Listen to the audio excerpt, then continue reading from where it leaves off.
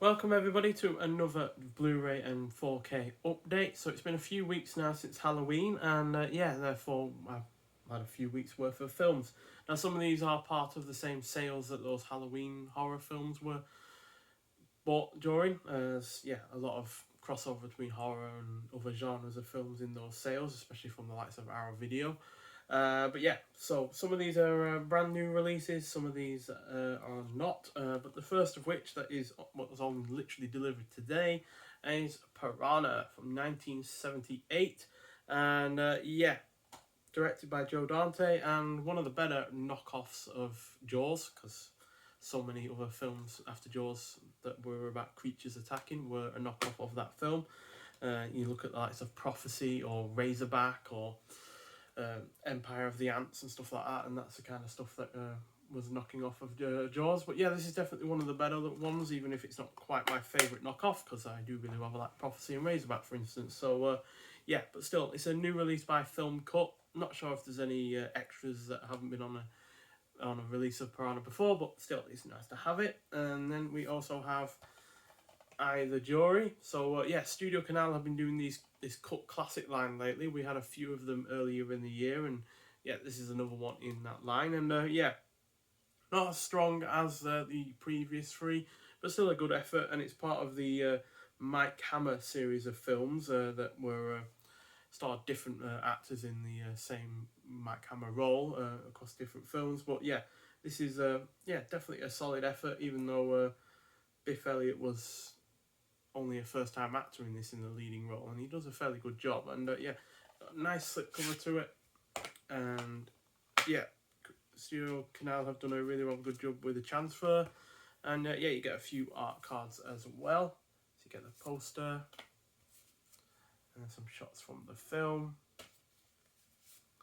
So it's a fairly decent effort, nothing spectacular or anything like that, but I am enjoying the fact that the likes of Studio Canal are releasing these kind of lesser known efforts, giving them a proper Blu-ray transfer, and even giving us some art cards on the go. So full respect for Studio Canal for doing that.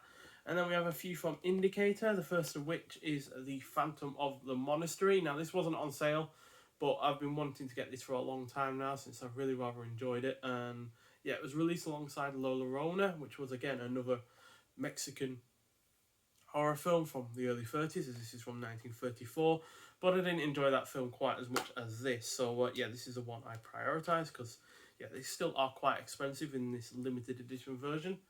So just a single disc, but you do get the rather nice booklet to go with it. Got a cast and crew as per usual, and then you got Mexican cinema and its resistance to Hollywood style by Maricruz Castro Ricardi. Sorry for butchering the name there if I did. And then you've also got Julian Blistillo Oro on The Phantom of the Monastery itself. And then you got Promoting the Phantom of the Monastery, which is basically release all the kind of write-ups that were done of the film at the time. And then you got the critical response from 1934, and then you got about the restoration of the Phantom of the Monastery by Jean-Christophe Horak. So a nice write-up there, and then you got one of the original posters there in the back. So they've done a really good job with the restoration on this. They did a 4K scan by the UCLA Film and Television Archive. Used as a source for the 35 million. So somehow, despite being, probably not well regarded at the time, or thought of as a film that should have, lasted, the ages, because, it's nearly 80 years old now. That is it's really remarkable that they found the film negatives and the like to do a 4K scan of. So really, really impressive film and impressive restoration. Then we have The Reckoning, directed by Jack Gold, with Nicole Williamson in the lead role. A really weird effort. It's kind of like I'd say a kitchen sink approach to the whole Get Carter kind of premise of getting revenge for someone who's died in a city that you've not been in for decades. So really, really enjoyable effort. Really well done, in terms of directing. And Nicole Williamson is great in the lead role. Then we have Missing with Jack Lemmon and Sissy Spacek, and yeah, it's a kind of bit of a routine kind of, effort in some regards, but the two leads are fantastic, and yeah, it's got a really gripping and engrossing story, quite frankly. So yeah, highly recommend if you've not seen that, from 1981. And then finally from Indicator, No Orchis for Miss Blandish. Weird title, but a UK gangster film that is actually set in America, with either American actors or British people putting on an American accent, and yeah, it's quite convincing in that regard, in the fact that it doesn't come across as an English film whatsoever, outside of maybe having a fair bit more grit to it and a lot less in the way of polish. So yeah, really solid effort. Again, another limited edition version. So again, a really nice booklet with it. That again has yeah, No Watches for Miss Blandish, I Want to Take a Gander at That Baby by Robert Murphy.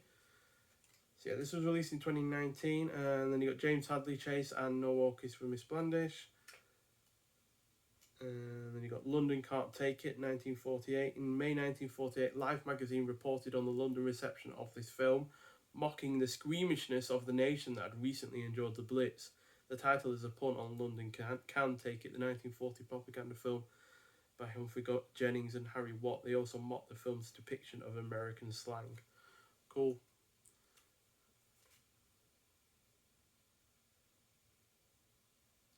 And it's got a bunch of writes up by notable people of the time. So you got Bishop of London, and you got an MP, and then you got a film critic and another MP, who were no doubt slating the hell out of it at the time. So yeah, really rather interesting. And you also get a couple of shorts as well. You get Soldier Sailor from 1945, 50 minutes, so not that much of a short. And then you've also got a write-up, Benghazi to Liverpool by Michael Brook. So yeah, interesting film, really. It's not often that you get, from the time, UK films trying to ape the American kind of gangster lifestyle or anything like that. So for them to convincingly portrayed America at the time without any real compromises is really rather interesting. And then we've got a few from Arrow Video / Arrow Academy. First of which is One-Eyed Jacks. Now, this is the only time that Marlon Brando ever directed. He's also in the leading role, and even though it's not a perfect film by any means, it's still a really, really solid western that has a couple of great performances from Brando and what's his name? Carl Malden, who once again is fantastic. And yeah, as far as westerns go, especially in terms of epic westerns, it's not massively different, but it is at least a film that looks great, has an engrossing plot. The action isn't particularly great, but yeah, pretty much everything else is. And yeah, really, really solid effort. And again, this is a 2-discer, so you get the Blu-ray and the DVD. So yeah, there we go. And also from Arrow Academy, we get The Blue Dahlia. Another good film noir. First time collaboration between Alan Ladd and Veronica Lake. Or one of the numerous times that they teamed up. So yeah, a really, really good film noir. Early 40s. 1946 actually, so yeah, mid 40s. But yeah, really, really good one. They also collaborated on The Glass Key, which again was another really rather good film from them. And then from the 80s, we have Stormy Monday, which has a really, really good cast, to be honest. You've got Melanie Griffith, Tommy Lee Jones, Sting, Sean Bean, and yeah, other people that are involved. You've also got Roger Deakins on the cinematography, and it's directed by Mike Figgis. Yeah, it's a really odd one, this film, and it's probably not for everyone, but I do really rather enjoy it. And again, double disc as well, just like on One-Eyed Jacks. And finally from Arrow, one of their newer releases. This was 2022 in fact, and it is Dillinger. So yeah, I didn't buy this when it was new because even though I really rather enjoyed it, I just didn't really think it was worth £17.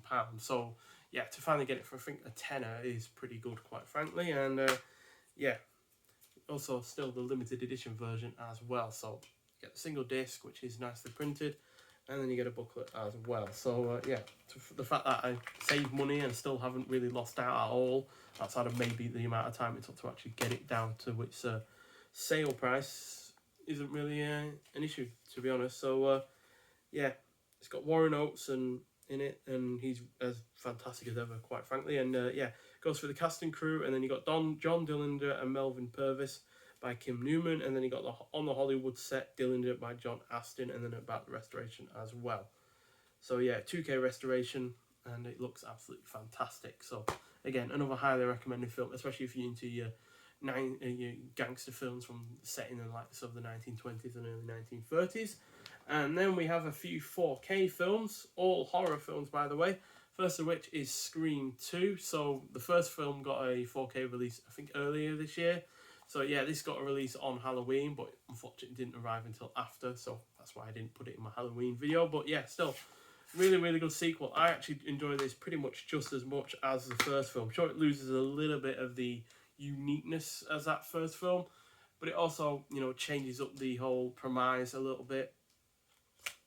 Obviously, I'm not going to spoil it in case you haven't seen it, but yeah, it does change up the whole premise a little bit, and yeah, this works really, really well as a sequel. It even mocks, you know, horror sequels that came out before it, and does it in a really rather fun way.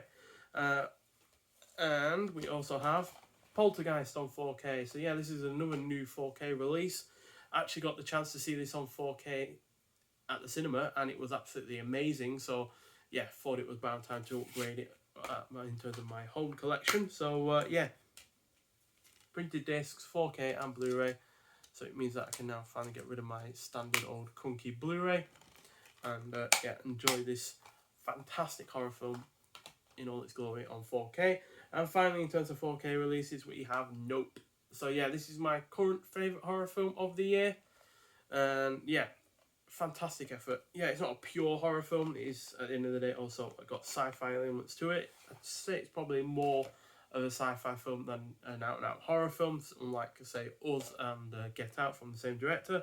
But it's still a fantastic effort, and yeah, for my money, it's probably the one that is going to last the longest in terms of rewatches in comparison to Jordan Peele's previous two films, purely because I feel like Get Out after after 2 or 3 showings kind of loses its whole mystery element to it. Sure, it's got some comedy and tension still to it, but it loses its yeah, mystique to it in terms of the twist. And the same is pretty much with Us as well. But whereas this is just a bit more of a rollicking effort. And yeah, you also get a bunch of art cards with the cast. So you got Michael Wincott there. Then you got Stephen Yeun, Brandon Perea. Then you got Daniel Kaluuya. Kaluuya. I can never say his name right. And Keke Palmer. So yeah, fantastic cast. Jordan Peele does an excellent job in directing again. And yeah, get a bunch of bonus features on this as well. And it's a superb film. It's a big, big shame that this was not as well received, either critically or commercially, as his previous 2 films, which made about $250 million each. And yet this has only just made about 170. So not a box office bomb, but in comparison to his previous 2, which were a lot, you know, cheaper in terms of their production budget, it's definitely not done as well as those previous 2. So yeah, it is a bit of a shame, but hopefully it's not deterred Jordan Peele from doing more films, and hopefully he does still get the chance to do more films, because he's easily one of the best directors out there right now. And we also have a box set, Film Noir number 4. So yeah, I know I'm probably tempting fate really with these box sets, and the fact that I'm fully sure that I'm sure Indicator or some other company that is, you know, UK based, or at least releases their films in the UK, is going to release these kind of film noir efforts. We've already had one, I think, from the previous film noir box sets from Kino Loba, which is the same company as that does all of these, has done already. But regardless, I'm really enjoying these, and yeah, they're really a fun effort. I've only seen 2 of the 3 though. First of which is 6 Bridges to Cross with Tony Curtis, Julie Adams, and George Nader. Yeah, really, really good film. Tony Curtis is, as per usual, fantastic, and yeah, really rather engrossing plot. And then we have an act of murder. So yeah, I've not seen this, but it's got a really interesting premise, and yeah, it's also got Frederick March, Edmund O'Brien, and a couple of other people that I've not heard of. But Frederick March I've recently saw in The Desperate Hours with Humphrey Bogart, which was in another film noir box set from Imprint, and yeah, hopefully he's as good as he was in this. And yeah, it's got an interesting premise in the fact that a husband kills his terminally ill wife to stop her suffering, and yet he has to try and deal with the consequences of the fact that he's murdered his wife, whether or not it was right or wrong. So yeah, sounds like an interesting film, and I'm really looking forward to seeing it. And yeah, and finally from the box set we have Calcutta. So we've already talked about Alan Ladd in the Blue Dahlia, and yeah, here he is in this, and this is again a really rather solid effort. William Bendix is also pretty good, and yeah, directed by John Farrow, and does quite a lot for an only an hour 23 film, and yeah, really enjoyable again. Really am quite addicted to film noir at the moment, quite frankly, with all of the box sets that I've bought. These are the, yeah, I've bought 3 different lines of box sets now. I've obviously got the Indicator ones, you know, they're Columbia Noir and they're Universal Noir. Then I've got the Film Noir collection box sets from Imprint, and now I've got these ones from Kino Lorber as well. So, yeah, a little bit addicted to them, but what the hell. And finally, from Imprint, speaking of which, we have 4 of their films, 4 of their newer releases, in fact. I think these came out late last month or earlier this month, and the first of which is Warning Shot. So this is a good cast, David Janssen, as well as Joan Collins and Walter Pidgeon and Sam Wanamaker. So yeah, pretty good cast. Sounds like an interesting premise. Yeah, it's directed by Buzz Kulik as well, who I've seen stuff from before. And yeah, looks like a fairly solid film, to be honest. Got a really rather decent premise. I'll read it to you quickly. A routine nighttime stakeout, a shadowy figure, a foot chase with shots fired, and then every police officer's nightmare. Sergeant Tom Valens has fatally shot what he perceived to be an armed suspect, but the man's purported weapon is nowhere to be found. Ignoring public outcry, Valens sets out to gather the puzzle's pieces, produce the missing gun, and clear his name. So yeah, we've had missing gun films before. I think there was a Japanese one from the 40s. I'm misremembering now. I think it was directed by Akira Kurosawa. But yeah, this sounds interesting in its own right. And then we also have the Molly Maguires with Richard Harris, Sean Connery, and Samantha Eggar. Basically, pro-union workers fighting off the bad bosses, basically. And yeah, again, it sounds really rather good. I think Richard Harris plays an undercover Pinkerton detective who's infiltrating the union and trying to basically undermine them in some way. So yeah, sounds like an interesting premise, and yeah, big fan of the cast. And then we have Save the Tiger with Jack Lemmon. Again, it was in another film that we've already looked at in Missing, and yeah, basically Jack Lemmon plays a guy that's willing to do literally anything for success and to keep his own head above the water. So yeah, looks like a really rather solid film. Really interested to see what it's going to be like. It's got an interesting premise, and yeah, it's Jack Lemmon in a non-serious, in a serious role, should I say, which yeah, he didn't often do. Quite frankly, he usually was in his more comedic efforts, but obviously you have Missing, which was certainly not a comedic effort. So yeah, and I really rather enjoy that film. So hopefully I'm going to enjoy that just as much. And then finally we have Dersi Ruzala. Hopefully I'm saying that right.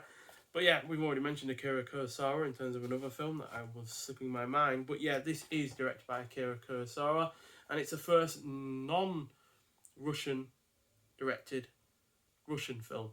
So yeah, Akira Kurosawa is obviously Japanese, but this is a Russian film. It is set in Russia. It was produced in Russia, and yeah, bit of a revolutionary film in that regard. And yeah, I think this was at one time thought to be lost. So yeah, Imprint have given it the 1080p high definition presentation, and they've put a whole lot of extras on it, in fact, including 3 interviews with one of the actors in this film.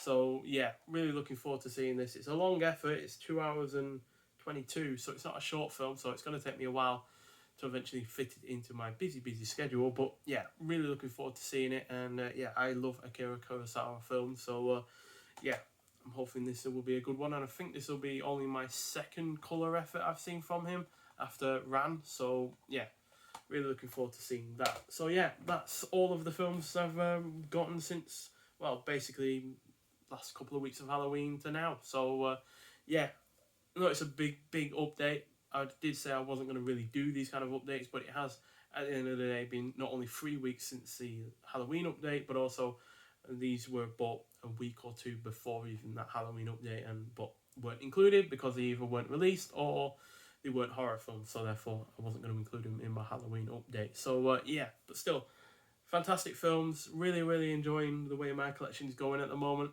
But there is a video upcoming which is going to explain why my collection might shrink soon. So yeah, look forward to seeing that. But nonetheless, thanks for watching, and I'll see you in the next one. Bye.